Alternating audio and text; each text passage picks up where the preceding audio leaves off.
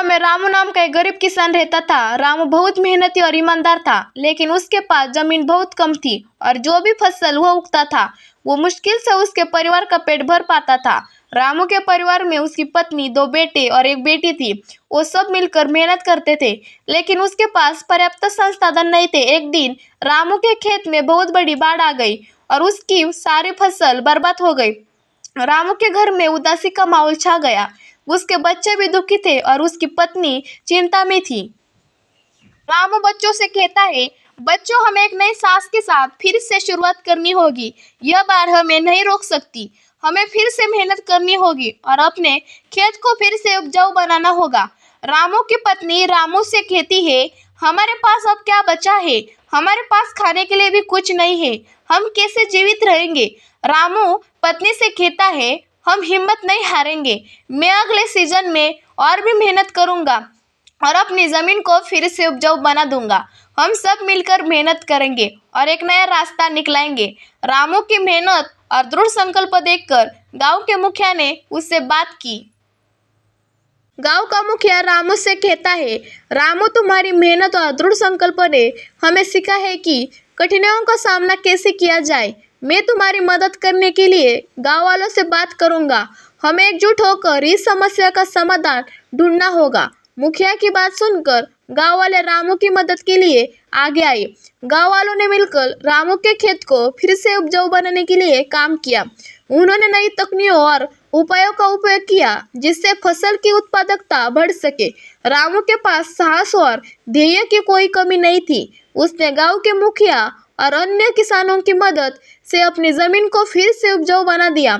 अगली फसल अच्छी हुई और रामू के परिवार की स्थिति में सुधार होने लगा। रामू पत्नी से कहता है, देखा, हमारी मेहनत रंग लाई। हमें कभी हार नहीं माननी चाहिए। कठिनाइयां हमें मजबूत बनाती है और हमें आगे बढ़ने के लिए प्रेरित करती है। रामू के बच्चे भी अब समझ चुके थे कि मेहनत और साहस से किसी भी कठिनाइयों का सामना किया जा सकता है। वो सभी मिलकर काम करने लगे और खेत में अपनी मदद देने लगे। रामू के बड़े बेटे ने कृषि के नए तरीके सीखने के लिए कृषि विद्यालय में प्रवेश लिया ताकि वो अपने पिता की मदद कर सके। रामू की कहानी ने गांव के अन्य किसानों का भी प्रेरित किया है। उन्होंने भी अपने खेतों में नई तकनीकों का उपयोग करना शुरू किया है और सफल उत्पादन में सुधार लाने के लिए प्रयास किए। रामू की कहानी अब गांव में एक प्रेरणा स्रोत बन गई थी। रामू गांव वालों से कहता है, हम सभी को मिलकर काम करना होगा। एकजुट होकर हम किसी भी कठिनाइयों का सामना कर सकते हैं। हमें अपने संसाधनों का सही उपयोग करना चाहिए और नई तकनीकों का अपनाना चाहिए। रामू का परिवार अब खुशहाल था और गांव के अन्य किसान भी उसकी मेहनत और संघर्ष की सराहना करते थे। रामू का जीवन एक प्रेरणा बन गया था और उसकी कहानी हर किसी को ये सिखाती है कि मेहनत और साहस से किसी भी कठिनाइयों को पार किया जा सकता है। गरीब किसान की कहानी से हमें कई महत्वपूर्ण सीख मिलती है।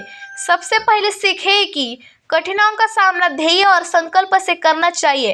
रामू ने बाढ़ के बाद अपनी कठिनाइयों को स्वीकार किया और निरंतर प्रयास से अपनी जिंदगी को सुधारने का संकल्प किया।